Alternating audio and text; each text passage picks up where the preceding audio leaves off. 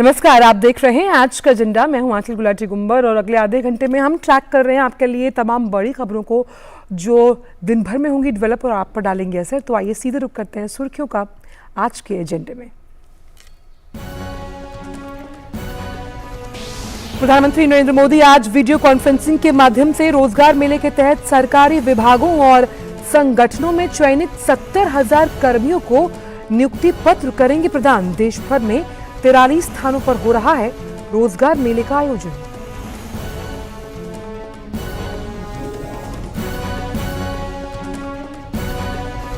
रक्षा मंत्री राजनाथ सिंह आज मध्य प्रदेश के राजगढ़ में किसान कल्याण महाकुंभ में होंगे शामिल। कार्यक्रम में किसानों के खाते में 6,423 करोड़ रुपए की राशि सिंगल क्लिक से की जाएगी ट्रांसफर।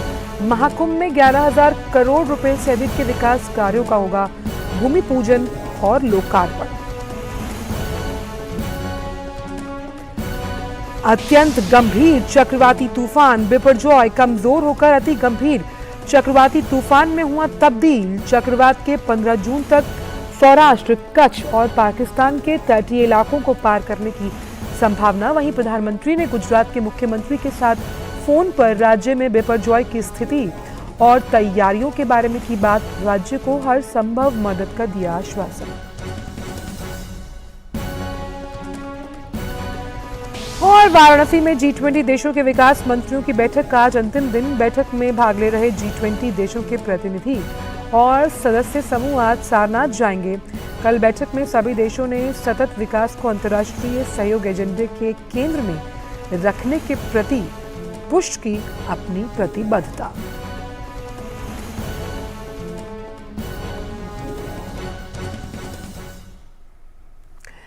तो आज के एजेंडे में सबसे पहले बात करते हैं रोजगार मेले को लेकर। प्रधानमंत्री आज वीडियो कॉन्फ्रेंसिंग के माध्यम से रोजगार मेले के तहत सरकारी विभागों और संगठनों में चयनित 70,000 कर्मियों को नियुक्ति पत्र सौंपेंगे। प्रधानमंत्री इस अवसर पर इन भर्ती जो नवनियुक्त हैं उन्हें संबोधित भी करने वाले हैं। रोजगार मेले का आयोजन देश भर में 43 स्थानों पर किया जाएगा। इस पहल का समर्थन करते हुए केंद्र सरकार के सभी विभागों के साथ साथ राज्य सरकारें, केंद्र शासित प्रदेशों में भी नियुक्तियां की जा रही हैं। रोजगार मेला रोजगार सृजन को सर्वोच्च प्राथमिकता प्रदान करने की प्रधानमंत्री की प्रतिबद्धता को पूरा करने की दिशा में एक महत्वपूर्ण कदम है।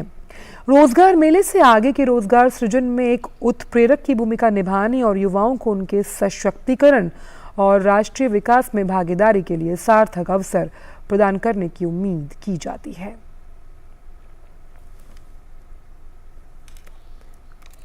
और इसी बड़ी खबर पर बात करने के लिए हमारे साथ सुधाकर दास जुड़ गए हैं। सुधाकर, तो जिन नवनियुक्तों को आज नियुक्ति पत्र दिए जाएंगे उनके लिए बड़ा दिन, अभिभावकों के लिए बड़ा दिन, और साथ ही साथ जो रिक्त पद थे इन तमाम संगठनों और सरकारी पदों पर वो भी भर जाएंगे। तो मान सकते हैं कि युवाओं का जोश इन तमाम पदों के लिए गति प्रदान करने वाला है। निश्चित तौर पर एक बड़ा दिन, एक बड़ी सौगात युवाओं को पीएम मोदी की तरफ से सीधे, और उनको संबोधित भी करने वाले हैं। आंचल, आपको पता है कि ये छठी किस्त है रोजगार मेले की, जो केंद्र के स्तर पर आयोजित हो रही है। और आज की संख्या को अगर मिला ले तो 4.25 लाख से ज्यादा लोगों को सीधे नियुक्ति पत्र पीएम मोदी ने सौंपे हैं, और वो भी बीते 7-8 महीनों में संभव हुआ है। और इस तरह से इतनी बड़ी संख्या में सरकारी नौकरियां बीते कई दशकों में कभी नहीं दी गई। और ये एक परिणाम, एक तरह से कह सकते हैं प्रतीक है बीते 9 वर्षों में किस सोच और अप्रोच के साथ सरकार काम कर रही है, किस तरह की प्रतिबद्धता युवाओं को लेकर है, और किस तरह के अवसर आज देश के भीतर बन रहे हैं। तो इन तमाम चीजों का एक तरह से ये प्रतीक है रोजगार मेला। और निश्चित तौर पर जो 10 लाख युवाओं को इस साल के अंत तक रोजगार देने का लक्ष्य है, उस पर काफी तेजी से आगे बढ़ता हुआ मिशन मोड में काम होता हुआ इस वक्त दिख रहा है। तो जो वायदा पीएम मोदी ने किया है वो वायदा पूरा करते हुए इस वक्त दिख रहा है। लेकिन निश्चित तौर पर एक ओवरऑल आप सिनेरियो देखिए देश का। देश आज जब दुनिया की 5वीं सबसे बड़ी अर्थव्यवस्था है और जब तीसरी सबसे बड़ी अर्थव्यवस्था बनने की तरफ तेजी से कदम बढ़ा रहा है, तो किस तरह के अवसर देश में बन रहा है, चाहे वो सरकारी क्षेत्र में हो या फिर निजी क्षेत्र में हो, चाहे एंटरप्रेन्योर हो या फिर एक तरह से सरकार की मदद से अपने रोजगार खड़े करने वाले युवा हो। तो देश का शहरी क्षेत्र हो, महानगर हो, टियर 2 टियर 3 सिटीज हो या देश के गांव हो, तो सब जगह जिस तरह के रोजगार के अवसर बने हैं, और सिर्फ रोजगार ही नहीं, फॉर्मलाइजेशन ऑफ एम्प्लॉयमेंट, वो भी आज जब ईपीएफओ के आंकड़े में दिखता है 2014 से आज की तुलना कर लीजिए, तो देश एक तरह से रोजगार की अगर बात करें तो उसके लिए एक बहुत बेहतर अवसर देश में बने हैं और आंकड़े भी इसकी गवाही देते हैं आज। और जिन हम मंत्रालयों का जिक्र यहाँ पर कर रहे हैं सुधाकर, जिसमें स्वास्थ्य मंत्रालय है, रेल मंत्रालय, लेखा परीक्षण लेखा विभाग, परमाणु ऊर्जा विभाग, आप देखिए तमाम मंत्रालय देश की आर्थिक प्रगति और सामाजिक हित को लेकर आगे बढ़ने वाले मंत्रालय हैं। उसमें इन नौजवानों की नियुक्ति होना अपने आप में इस बात की तस्दीक करता है कि सरकार कितनी प्रतिबद्ध है युवाओं को मेन स्ट्रीम में लाने के लिए। और हम जानते हैं कि सरकारी नौकरी का दूसरा नाम स्थायित्व यानी स्टेबिलिटी होता है। बिल्कुल अचल, और मैं आपको एक बात बताना चाहूंगा कि कई वर्ष पहले जब मोदी सरकार सत्ता में आई थी और उसके बाद एक कैबिनेट नोट जारी किया गया था, उसमें कहा गया था कि जो भी डेवलपमेंटल वर्क या कोई केंद्र सरकार कदम उठा रही है, इंफ्रास्ट्रक्चर के काम कर रही है, तो उसमें साफ ये मेंशन होना चाहिए कि इस कार्य की वजह से कितने रोजगार के अवसर जनरेट होने वाले हैं। तो ये एक सोच जो पॉलिसी मेकिंग में उस वक्त रखी गई थी, वही सोच आगे बढ़ती जा रही है। और निश्चित तौर पर आज जब सरकार में इतने अवसर बन रहे हैं तो इसकी एक बड़ी वजह है कि एक तरह से काम हो रहा है, हर क्षेत्र में बहुत ज्यादा से ज्यादा काम हो रहा है। चाहे कैपिटल इन निवेश बढ़ाने की बात हो, इंफ्रास्ट्रक्चर में जो 110 लाख करोड़ के निवेश में जो तेजी से तरक्की हो रही है, आज पीएम गति शक्ति योजना की बात कर लें, आज जो संख्या में रिकॉर्ड संख्या में चाहे हाईवेज बनने की बात हो, पोर्ट बनने की बात हो, एयरपोर्ट बनने की बात हो, रेलवे लाइंस के इलेक्ट्रिफिकेशन की बात हो, मेट्रो की बात हो, जब आज 600 से भी ज्यादा शहरों में जब गैस डिस्ट्रीब्यूशन सिस्टम पहुंचा है, हर क्षेत्र में आप कहें आज 1 लाख से भी ज्यादा स्टार्टअप देश में काम कर रहे हैं। सोचिए डायरेक्ट इनडायरेक्ट किस तरीके से वो युवाओं को रोजगार दे रहे हैं। 100 से भी ज्यादा यूनिकॉर्न आज देश में है। आज जब 23 लाख करोड़ से भी ज्यादा की राशि मुद्रा योजना के तहत युवाओं को दी जाती है तो 8-9 करोड़ युवाओं को सीधे रोजगार मिलता है। आज मैन्युफैक्चरिंग हब जब देश बन रहा है तो सीधा इसका अगर किसी को फायदा होता है तो देश के युवाओं को होता है। तो एक ओवरऑल सिनेरियो अगर देखें तो रोजगार को लेकर देश में एक बहुत आशा का वातावरण बना है और आज ये अवसर जो है देश के युवाओं की आकांक्षाओं को भी पूरा कर रहा है। बिल्कुल, और कर्मयोगी जो ई लर्निंग प्लेटफॉर्म है उससे प्रशिक्षित होंगे, आगे भी सीखेंगे, क्योंकि सीखने की उम्र नहीं होती। और इस तरह के मंत्रालयों में जब आप नई चीजें सीखते हैं तो देश की प्रगति में आपका योगदान मूल्यवान होता है। आपसे लगातार आगे भी चर्चा जारी रहेगी सुधाकर, लेकिन इन तमाम जानकारियों को हमसे साझा करने के लिए बहुत बहुत शुक्रिया। और अब बात करते हैं अगले एजेंडे को लेकर जो कि मध्य प्रदेश से जुड़ा हुआ है, जहां के किसानों के लिए राज्य की शिवराज सरकार आज एक बड़ी राहत देने जा रही है। मध्य प्रदेश सरकार 11 लाख से किसानों के ऋण का 2131 करोड़ रुपए का ब्याज चुकाएगी। इतना ही नहीं, मुख्यमंत्री किसान कल्याण योजना के लगभग 1400 करोड़ रुपए और प्रधानमंत्री फसल बीमा योजना में 2900 करोड़ रुपए के दावों के भुगतान का भी अंतरण एक क्लिक से करेंगे। रक्षा मंत्री राजनाथ सिंह भी आज इस कार्यक्रम में शामिल होने वाले हैं। देखिए ये खास रिपोर्ट। मध्य प्रदेश के राजगढ़ जिले में मंगलवार को किसान कल्याण महाकुंभ का आयोजन किया जा रहा है। इस महाकुंभ में रक्षा मंत्री राजनाथ सिंह, केंद्रीय सामाजिक न्याय मंत्री डॉक्टर वीरेंद्र कुमार, सूबे के सीएम शिवराज सिंह चौहान के साथ किसानों को बड़ी राहत देंगे।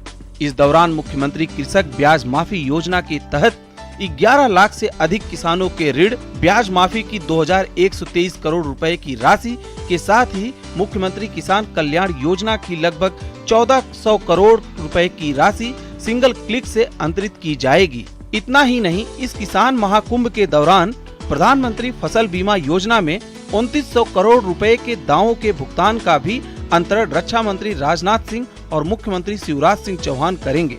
2-3 प्रकार के कार्यक्रम यहाँ पे कल होंगे। राजगढ़ में अभी ये मोहनपुरा डैम के पास की लोकेशन है, यहाँ पे हम खड़े हुए हैं। एक कार्यक्रम हमारा जो ब्याज माफ़ी का है, कृषकों की ब्याज माफ़ी का, वो कार्यक्रम रहेगा। करीब 2100 करोड़ का जो ब्याज है कृषकों का पूरे प्रदेश का, वो माफ़ किया जा रहा है। मोहनपुरा कुंडालिया यहाँ पे 2 डैम बने हैं जिसका जिससे प्रेशराइज्ड पाइप प्रणाली के तहत सिंचाई चालू हुई है, उसका लोकार्पण रहेगा। इसके अलावा गोरखपुरा परियोजना जल जीवन मिशन की है, जिसके तहत 156 गाँव में पानी सप्लाई चालू किया जा रहा है, उसका भी लोकार्पण रहेगा। करीब 1850 के आसपास भू अधिकार पत्र या पट्टे जो ग्रामीण क्षेत्र के ऐसे लोग हैं जिनके पास रहने के लिए पर्याप्त जगह नहीं है, उनको दिए जा रहे हैं। इसके अलावा लाडली बहना सम्मेलन भी रहेगा। राजगढ़ में होने वाले इस किसान कल्याण महाकुंभ के दौरान क्षेत्र के कई अन्य विकास कार्यों का लोकार्पण और भूमि पूजन भी होगा। इसमें मोहनपुरा कुंडालिया प्रेशराइज्ड पाइप सिंचाई प्रणाली का लोकार्पण, जल जीवन मिशन की गोरखपुरा परियोजना के तहत 156 ग्रामों में जल प्रदाय योजना का शुभारंभ के साथ ही जिले के 40 करोड़ रुपए लागत के कार्यों का ई लोकार्पण और भूमि पूजन भी किया जाएगा। कार्यक्रम के दौरान मुख्यमंत्री आवासीय भू अधिकार योजना के लाभार्थियों को अधिकार पत्र भी वितरित किए जाएंगे। इस महाकुंभ में मुख्यमंत्री लाडली बहना योजना की हितग्राही बहनों के साथ ही 9 जिलों जिनमें राजगढ़, गुना, भोपाल, रायसेन, विदिशा, सीहोर, उज्जैन, देवास, शाजापुर और आगर मालवा के किसान समेत करीब 1.25 लाख हितग्राही शामिल होंगे। मध्य प्रदेश में विधानसभा चुनाव में अब 6 महीने से भी कम का समय बचा है, लिहाजा बात जब भी किसानों की आती है तो राजनीतिक बयानबाजी होना भी लाजमी है। इस मुद्दे पर भी यही हो रहा है। भारतीय जनता पार्टी कह रही है कि ये ब्याज कांग्रेस सरकार की वजह से किसानों पर चढ़ा था, तो वहीं कांग्रेस कह रही है कि उसने किसानों की कर्ज माफी की है। लेकिन एक बात सच है कि लंबे समय से किसानों के सर पर ब्याज की ये गठरी भार बनी हुई थी, जिसे उतारने की बात भाजपा की सरकार मध्य प्रदेश में मंगलवार को करने जा रही है। कैमरामैन अनवर रिजवी के साथ आदित्य श्रीवास्तव, डीडी न्यूज, राजगढ़। इसी बड़ी खबर पर बात करने के लिए हमारे साथ राजगढ़ मध्य प्रदेश से जुड़ गए हैं हमारे संवाददाता आदित्य श्रीवास्तव। आदित्य, तो ब्याज की इस गठरी के भार को उतारने का ये उपयुक्त समय है और साफ तौर पर अब सीधे डीबीटी के जरिए खातों में पैसे पहुंचने वाले होंगे किसानों के। किसान यानी राष्ट्र का अन्नदाता, उनके लिए आज बहुत अहम दिन। बिल्कुल आंचल, बहुत महत्वपूर्ण दिन है। बड़ी राहत मध्य प्रदेश के किसानों को मिल रही है। 11 लाख ये वो किसान हैं जिनके कृषि ऋण जो था उसका ब्याज का बोझ जो था वो लंबे समय से उनके ऊपर था और वो आज उतर जाएगा, क्योंकि करीब 2123 हजार करोड़ रुपए जो है वो इसका पूरा आंकड़ा निकलकर सामने आ रहा है, जो पूरे इस ब्याज का आंकड़ा होगा जो सरकार आज भरने जा रही है। उसके अलावा कई और महत्वपूर्ण चीजें, प्रधानमंत्री फसल बीमा योजना की जो बात की जाए राशि थी वो किसानों के खाते में पहुंच जाएगी। साथ ही अगर बात की जाए मुख्यमंत्री कृषक कल्याण योजना, हमें याद है केंद्र सरकार प्रधानमंत्री किसान कल्याण योजना के तहत 6,000 रुपए किसानों के खाते में सालाना आते हैं। उसमें मध्य प्रदेश की सरकार ने ये कहा था कि 4,000 रुपए अपनी तरफ से भी सालाना देगी, जिसमें 2,000 रुपए की जो किश्त है वो उस 4,000 रुपए में से वो भी आज किसानों के खाते में अंतरित होने जा रही है। आजकल थोड़ा हमें पीछे जाना होगा। आपको याद होगा पिछले चुनावों के दौरान कांग्रेस की सरकार ने किसानों के ऋण माफी की बात की थी और उस ऋण माफी को अगर देखें तो कांग्रेस का तो ये कहना है कि हमने किसानों का कर्ज माफ किया है, लेकिन उस ऋण माफी के चलते बीजेपी ये कह रही है कि वो ऋण माफ नहीं हुआ था और उसी का जो ब्याज है वो किसानों पर चढ़ा था और ये कांग्रेस की देन थी किसानों के ऊपर इस पूरे ब्याज का चढ़ जाना, उस ऋण का चढ़ जाना, और उसको माफ करने का वादा मुख्यमंत्री शिवराज सिंह चौहान ने पिछले दिनों किसानों से किया था और आज उस वादे को पूरा किया जा रहा है कि रक्षा मंत्री राजनाथ सिंह राजगढ़ पहुंचेंगे। वो इस कार्यक्रम के बतौर मुख्य अतिथि शामिल होंगे। मुख्यमंत्री शिवराज सिंह चौहान होंगे, केंद्रीय सामाजिक न्याय मंत्री डॉक्टर वीरेंद्र कुमार इस कार्यक्रम में होंगे और न सिर्फ किसानों को ही नहीं आंचल, बल्कि आसपास के 156 गांवों की अगर बात की जाए तो जल जीवन मिशन के तहत यहां जो परियोजना चल रही है उस 156 गांव में पानी पहुंचाने का शुभारंभ जो है वो होने वाला है। मोहनपुरा कुंडालिया डैम जो है वहां से प्रेशराइज पाइपलाइन जो परियोजना है उसका शुभारंभ जो है, उसका लोकार्पण जो है वो आज होगा। इसके अलावा तमाम छोटे बड़े कई ऐसे काम हैं 40 करोड़ रुपए के जो इलेक्ट्रॉनिक पद्धति के जरिए जो है, एक क्लिक के जरिए जो है उनका भी शुभारंभ होगा। कुल मिलाकर देखा जाए ये जो पूरा क्षेत्र है, राजगढ़ की बात की जाए, आसपास के 10-12 जिलों की बात की जाए, मालवा की बात की जाए, तो इसको आज बहुत बड़ी सौगातें मिलने जा रही हैं। खासकर अन्नदाता जो है उसको एक बहुत बड़ी राहत आज मध्य प्रदेश की शिवराज सरकार देने जा रही है। चलिए, अब तो हम इस बात की उम्मीद करते हैं कि इस कदम से जो किसानों की ज़िंदगी है उसमें और खुशहाली आएगी। बहुत बहुत शुक्रिया आदित्य इन तमाम जानकारियों को हमसे साझा करने के लिए। तो आज के एजेंडे में अभी 2 एजेंडों पर हमने चर्चा की है, लेकिन अभी और भी खबरें बाकी हैं, लेकिन फिलहाल वक्त छोटे से ब्रेक का है।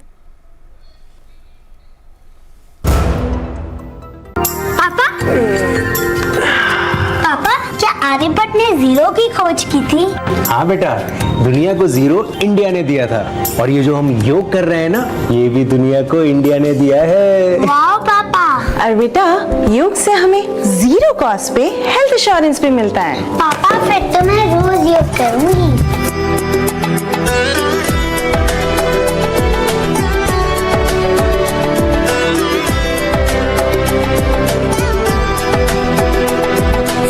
चलो बढ़ते रहो, योग सभी करते रहो। संग संग चलो बढ़ते रहो, योग सभी करते रहो।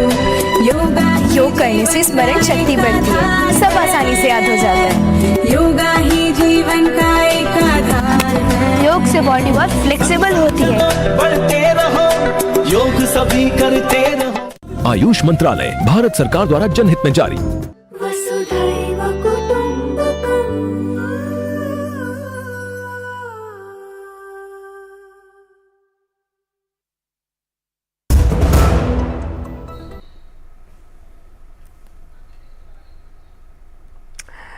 ब्रेक के बाद सभी का स्वागत है। और आज के एजेंडे में हम जिस तरह से जो किसान महाकुंभ होने वाला है मध्य प्रदेश में, उस पर हम आदित्य से चर्चा कर रहे थे।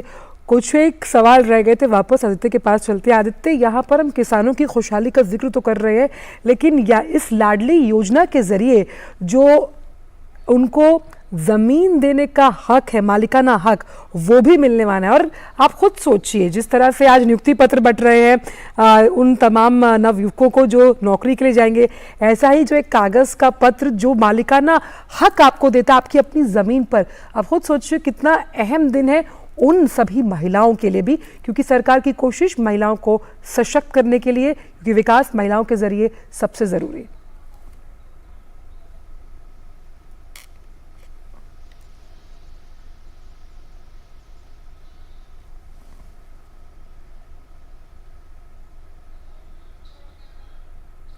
चलिए, आदित्य के पास हम फिर से जाएंगे, लेकिन आज का दिन मध्य प्रदेश की जनता के लिए बेहद है। अब बात करते हैं आज के एजेंडे में चक्रवाती तूफान बिपरजॉय को लेकर। तो अत्यंत गंभीर चक्रवाती तूफान बिपरजॉय कमजोर होकर अति गंभीर चक्रवाती तूफान में तब्दील हो गया। कल सुबह तक बिपरजॉय के उत्तर की ओर बढ़ने की संभावना है। इसके बाद 15 जून की शाम तक तूफान के सौराष्ट्र, कच्छ और पाकिस्तान के आसपास के तटीय इलाकों को पार करने की उम्मीद। मौसम विभाग ने बिपरजॉय के कारण दिल्ली, राजस्थान, उत्तराखंड और पश्चिमी उत्तर प्रदेश में गुरुवार और शुक्रवार को हल्की वर्षा होने की संभावना जताई है। तूफान के खतरे को देखते हुए गुजरात में राष्ट्रीय आपदा मोचन बल ने 12 टीमें तैनात की। 15 टीमों को आपात स्थिति के लिए तैयार रखा गया है। इसकी गंभीरता को देखते हुए भारतीय तट रक्षक और नौसेना ने राहत, तलाश और बचाव कार्यों के लिए जहाजों और हेलीकॉप्टर्स को भी तैनात किया। गुजरात में बिपरजॉय चक्रवात के मद्देनजर पश्चिम रेलवे ने 67 ट्रेनों के परिचालन को पूरी तरह से निरस्त करने का निर्णय लिया है।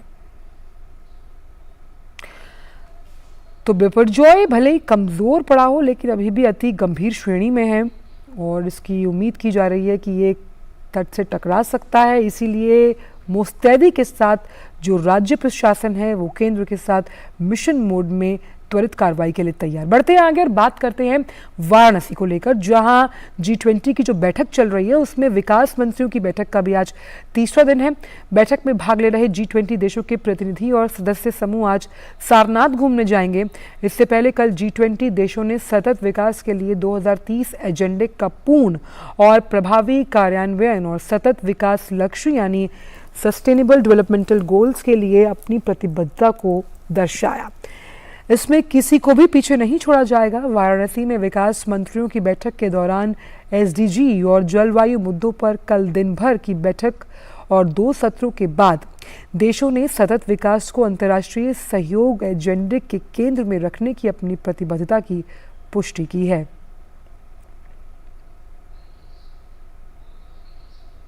और इसी बड़ी खबर पर हरिकेश हमसे बात करने के लिए जुड़ गए हैं। हरिकेश, जिस तरह से हमने विदेश मंत्री को ये कहते हुए सुना कि जिस तरह से भारत अब विदेश नीति को लेकर आगे बढ़ रहा है, क्योंकि सीधी सी बात है कि इसमें तमाम विदेशी प्रतिनिधि भी शामिल हैं इस बैठक में, ऐसा उन्होंने अपने पूरे कार्यकाल में कभी देखा नहीं है। ये जो कथन है ये कितना अहम मानते हैं, खास तौर पर जब हम काशी के विकास मॉडल को दूसरे देशों के लिए उदाहरण के तौर पर देखते हैं?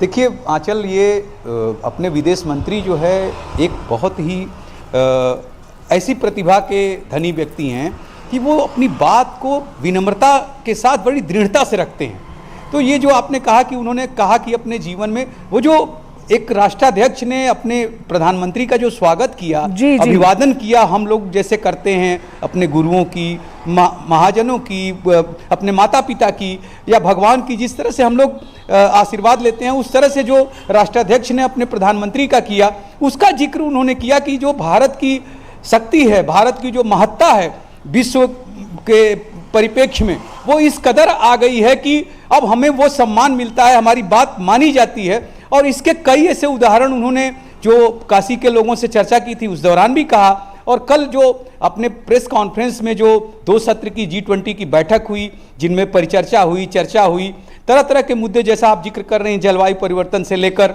और जो सतत विकास की बात है, जेंडर वुमेन्स के एम्पावरमेंट की बात है, तो ये चीज़ें हुई और सबको साथ लेके चलने की बात है, किसी को पीछे नहीं छोड़ना है यह भी। और सबसे बड़ा निष्कर्ष यह कि जो समूह देश हैं, G20 के जो सदस्य देश हैं, वो एक परिवार की तरह कार्य करेंगे। किसी की कोई अगर समस्या है, कोई विपत्ति है, तो उसमें सारे लोग एक परिवार की तरह खड़े होंगे उनके साथ। ये भारत में ही, काशी में ही ये देखने को मिला। और जैसा कि प्रधानमंत्री ने अपने वीडियो संदेश में भी कहा था कि भारत एक सांस्कृतिक नगरी है, जीवंत नगरी है, भारत के कोने कोने के से आए हुए लोगों का समावेश आपको यहाँ देखने को मिलेगा। गंगा आरती आपने देखना, सारनाथ देखना, तो गंगा आरती तो उन लोगों ने, जो प्रतिनिधि है G20 के, उन लोगों ने तो देख लिया। और आज 9:30 बजे जो हम लोग अभी यहाँ पे हैं, वो लोग सारनाथ के लिए निकल लिए हैं।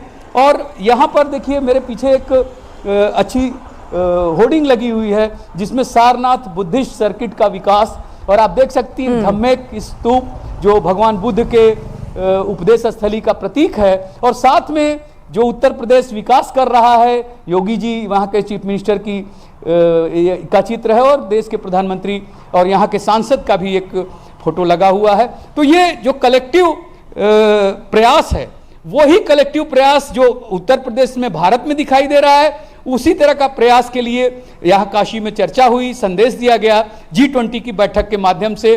और जो निकल कर आया, विदेश मंत्री ने कहा कि भले कुछ मुद्दों पर हम लोगों में आपस में सहमति नहीं है, लेकिन हम एक परिवार हैं और आगे बढ़ना है हमको, और जो दूसरे संगठन हैं उन्हें भी एक रोड मैप देना है।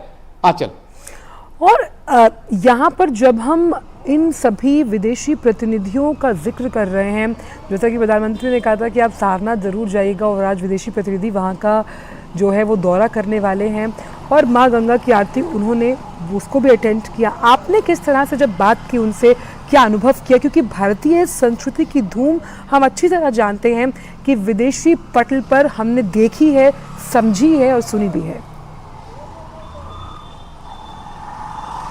देखिए बहुत नज़दीक से तो हम लोगों को 1-to-1 का मौका नहीं मिला, लेकिन वो लोग आपस में जो बात कर रहे थे, उस जैसे मैं एक गंगा आरती का जिक्र करूं तो जितने भी महिला पुरुष प्रतिनिधि आए हुए हैं G20 के, एक खास बात जो देखने को मिली, आपने संस्कृति का जिक्र किया तो मुझे याद आ गया, जितनी महिलाएं थी उन्होंने लखनऊ के जो चिकन है उसका कुर्ता पहन रखा था, पुरुषों ने भी कुर्ता, किसी ने तो पैजामा भी पहन रखा था, लेकिन कुर्ता तो लगभग सभी के शरीर पे था जो गंगा आरती देखने आए।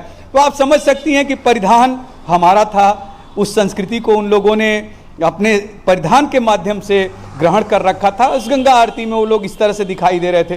फिर आपस में जो वो बातचीत कर रहे थे, वो चूंकि हम लोग को कुछ कुछ सुनाई दिया कि किस तरह का ये मनोरम दृश्य है, और हर कोई अपने मोबाइल में वो जो क्षण थे गंगा आरती के, उनको कैमरे में या तो वीडियो बना रहा था या फोटो ले रहा था। और जैसा कि कल विदेश मंत्री जी ने भी जिक्र किया कि उन लोगों ने गंगा आरती के बारे में, जो लोग हैं जब अलग अलग मिल रहे थे डेलीगेट्स बायलैटरल में, तो उन लोगों ने स्पेशली गंगा आरती का जिक्र किया कि ये हम अपने मानस पटल पर अंकित करके ले जा रहे हैं और लोगों को बता पाएंगे कि किस तरह का अद्भुत जो है वो गंगा आरती थी।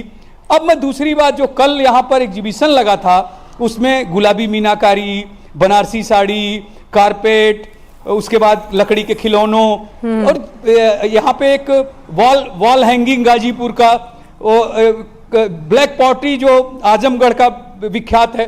तो एक जिला एक उत्पाद के तहत जो उत्तर प्रदेश सरकार ने एक योजना चलाई है, उसके जो उत्पाद हैं यहाँ पे एग्जीबिशन लगा था। और कोई भी ऐसा जो यहाँ का समूह G20 के प्रतिनिधि आए थे, जो उन्होंने देखा वो देखकर उसको आश्चर्यचकित रह गए। सॉरी, उनके मुंह से ये निकल गया कि कितना अद्भुत है। उसके बाद एक म्यूजियम है यहाँ पर, जिसमें कि आपको प्राचीन समय की बनारसी साड़ियाँ इतनी पुरानी पुरानी आपको देखने को मिलेंगी। और एक बात और कहना चाहूँगा, बनारसी साड़ी के कारीगर वहाँ पे बुनाई कर रहे थे, उसको भी उन लोगों ने देखा। मीनाकारी करते हुए जो कारीगर हैं कि उनको भी एक भारत श्रेष्ठ भारत की जो समागम संस्कृति का प्रतीक है काशी, उनसे रूबरू होते हुए तमाम विदेशी प्रतिनिधि। और हम जानते हैं कि इससे कहीं ना कहीं जो तमाम प्रतिनिधि भारत का दौरा करते हैं, रिश्ते तो प्रगाढ़ होते ही हैं, क्योंकि आपका मन जो है वो कहीं ना कहीं अभिभूत होता है ऐसे दृश्यों को देखकर। बहुत बहुत शुक्रिया हरिकेश इन तमाम जानकारियों को हमसे साझा करने के लिए। तो आज के एजेंडे में बस इतना ही। आपसे मुलाकात होगी कल कुछ नए मुद्दों के साथ। मुझे मेरी पूरी टीम को दीजिए इजाजत। आगे आप देख सकते हैं न्यूज़ 10 मेरी सहयोगी शैला निगार के साथ। नमस्कार।